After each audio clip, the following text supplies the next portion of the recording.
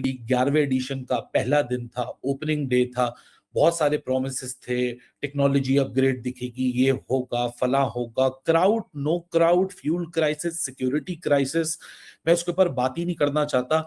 उस बात को 3 4 5 दिन गुजर चुके हैं, उस बात को हम साइड में रखते हैं, हम कोर इशू के ऊपर बात करते हैं। जो भी प्रोडक्ट आज सामने निकल कर आया, I am sorry to say, the feedback is as simple as that कि पाकिस्तान सुपर लीग, जो करंट पाकिस्तान क्रिकेट बोर्ड है, ये नाकाम रहा पाकिस्तान सुपर लीग को वो रैंप देने पे जो 11वें साल में पाकिस्तान के cricket fans, Pakistan super league जिसको 2016 में बड़ी मुश्किलात से शुरू किया गया था, पाकिस्तान से क्रिकेट रूठ गई थी, और फिर उसके बाद बड़ी मुश्किलात से इसको पाकिस्तान लाया गया, टुकड़ों टुकड़ों में लाया गया। आई एम सॉरी टू से दोस्तों, आप मेरी बात को जिस तरह लेना चाहते हो लो, I damn care about it. Pakistan super league हर किसी एक पाकिस्तान की लीग है and nothing to be proud of. 11वें साल में आप इस लीग को आगे से आगे देखना चाहते हो, लेकिन जो एडमिनिस्ट्रेटर्स हैं, जो इस चीज को ऑर्गेनाइज कर रहे हैं, आई एम सॉरी टू से 11वें साल में भी जब इतनी इमेच्योर मिस्टेक्स सामने निकल कर आएंगी, जो आप प्रॉमिस करेंगे वो आप डिलीवर नहीं कर पाएंगे। दुनिया 4K टेक्नोलॉजीज पे जा चुकी है, आप 1080p टेक्नोलॉजी भी बड़ी मुश्किल से ब्रॉडकास्ट कर रहे हैं, और अब तो पैसे शॉर्टेज वाला प्रॉब्लम भी नहीं, यहाँ शॉर्टेज है किसी चीज की तो विजन की शॉर्टेज है, वो हो अकाउंटेबिलिटी की शॉर्टेज है, वो उन डिसीजन मेकिंग की शॉर्टेज है जो कि आपकी लीग को सब स्टैंडर्ड कर देती है। आज जिस तरीके से पिंक बॉल की कंट्रोवर्सी हुई, वो अपने में सवालात उठा देती है कि जिस टीम ने 175 करोड़ रुपए खर्चे, उसने जो बेसिक चीज होती है उसके ऊपर ही ध्यान नहीं दिया। किधर है क्वालिटी कंट्रोल? जहां तक क्रिकेट की बात रही, क्लूलेस फीका स्टार्ट, एक टूर्नामेंट के जो एक नाम बना हुआ था, जिस तरह की 6 टीमों के साथ मैच हो रहे थे, तो जो नई टीम आई है उसका फीका स्टार्ट हुआ है। अब मैं इसमें यह भी कह सकता हूं कि शायद नेट पे लड़कों को देख के इन्होंने टीम बनाई। मास सदातक जैसा प्लेयर इस टीम की 11 की टीम में नहीं है, मेरे लिए सरप्राइज था। कमाल की बात है वैसे यार, मतलब अफसोस की बात है। चलें, जैसन गिलेस्पी ऑस्ट्रेलियन माइंडसेट लाया, ब्रैडबर्न है वहाँ पे न्यूजीलैंड का, वो तो उसने तो डोमेस्टिक देखी हुई है, रहा है वो यहाँ पे। लेकिन सबसे बड़ी चीज़ है कि हनीफ मलिक जो पाकिस्तान का बैटिंग कोच था वर्ल्ड कप में भी और वो अपना बांग्लादेश सीरीज में भी, वो तो इस टीम में मौजूद था। उसको बताना चाहिए था कि जैसन गिलेस्पी साहब, ये प्लेयर फ्यूचर टू वॉच है, प्लेयर्स टू वॉच है आने वाले दिनों का। आप उसको नहीं डाल रहे टीम में 11 में, मेरे लिए बहुत बड़ा सरप्राइज था।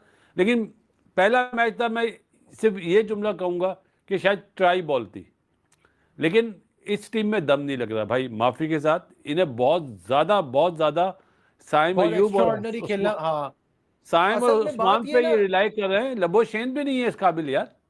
यार मुझे यही तो बात नहीं समझ में आ रही। लबोशेन ने, मैं अभी वही देख रहा था, को पिछले मतलब कौन सी लीग खेली है, एक वाइटैलिटी ब्लास्ट खेला है, उसको T20 की लीग में वैसे भी नहीं खिलाते। बिग बैश खेलता है या वो खेलता है, वाइटैलिटी ब्लास्ट एक बार खेला था, अब ये खेल रहा है, उसमें आपने उसको कप्तान भी बनाया हुआ है, जिसकी खुद की T20 की क्रिकेट ना हो। तो ये चीज मुझे एक तो पहले समझ में नहीं आई। दूसरा, they depend too much on Saim Ayub. Saim Ayub की बैटिंग फॉर्म है ही नहीं। आज भी जो वो आउट हुआ, वो साफ पता चल रहा है he was in two minds कि शॉट खेलूं या ना खेलूं। इस बीच में वो जो है हाफ हार्टेड शॉट खेला और कैच आउट हो गया। तो मुझे लगता है ये इनको परेशान करेगी चीज।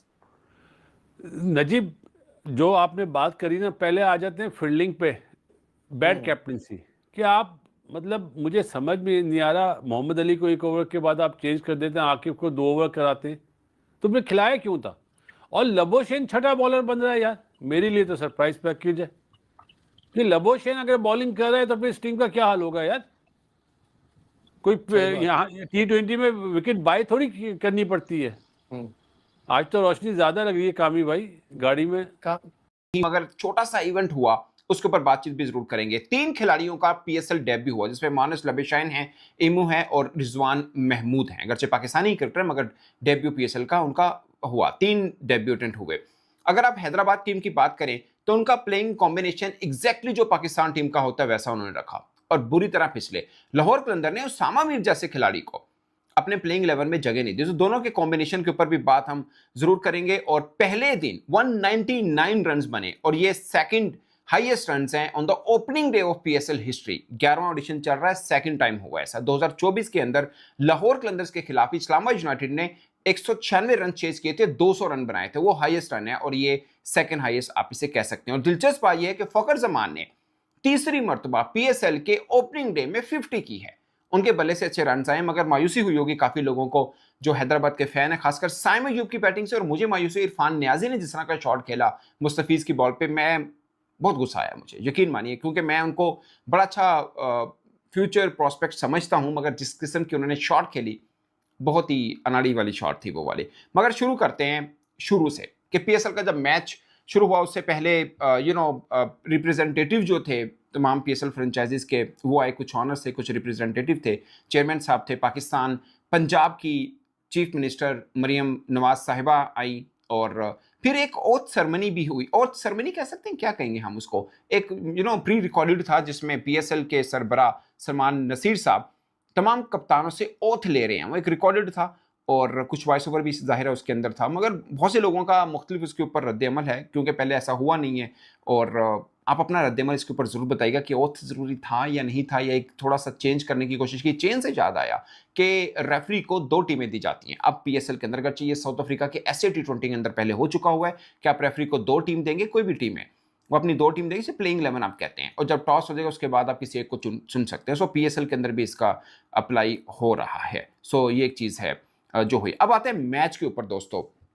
मैच में अगर हम लाहौर कलंदर्स की बात करें, अच्छा एक चीज़ अगर आपने नोट की हो, हसीब ने थोड़ी सी इनिंग खेली, बेहतर खेली, एक ओवर में चौका छक्का भी लगाया मोहम्मद अली को। मोहम्मद अली की बॉलिंग के ऊपर भी आएंगे, मैं उस लड़के को बहुत अच्छा मानता हूं कि अच्छा बॉलर है, मगर 50 रन पड़ गए 3 ओवर के अंदर, बहुत पटाई, खासकर आखिरी 2 बॉलों के ऊपर शहीन शाह अफरीदी ने 2 छक्के लगाए उनको, उसके ऊपर बात हम जरूर करेंगे। मगर मैं हसीब के ऊपर एक बात करना चाह रहा हूँ, वो लड़का तो बड़ा लगा कि बहुत शानदार है, और अब तो मैंने फिटनेस भी देखी है, बड़ी ज़बरदस्त किस्म की फिटनेस नजर आई है, पर मुझे समझ नहीं आया कि यार उस लड़के को ऐसे ही हमारी सिलेक्शन कमेटी इग्नोर क्यों करती है। वो एक बेहतर लड़का है और अच्छा प्रॉस्पेक्ट हो सकता है।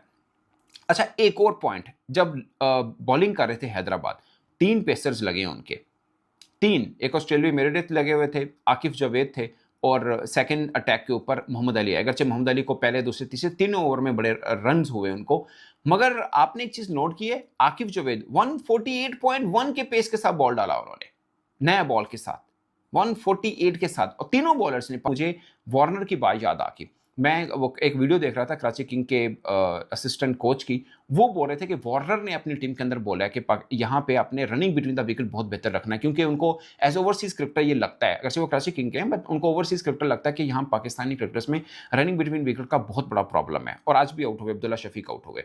वो कह रहे हैं कि जब तक आप अपने होम में पहुंच नहीं जाते, आपको पीछे मुड़ के देखने की जरूरत नहीं है। आज अगरचे मानस लबिशान एक बार आउट होते होते बच्चे जरूर थे, खैर पहुंच गए थे, बट वो भी इसीलिए होते पीछे देख रहे थे। सो ये एक ट्रिक है, जाहिर है इतने लेजेंड क्रिकेटर्स खेलते हैं तो पाकिस्तानी क्रिकेटर्स को सीख जरूर लेनी चाहिए।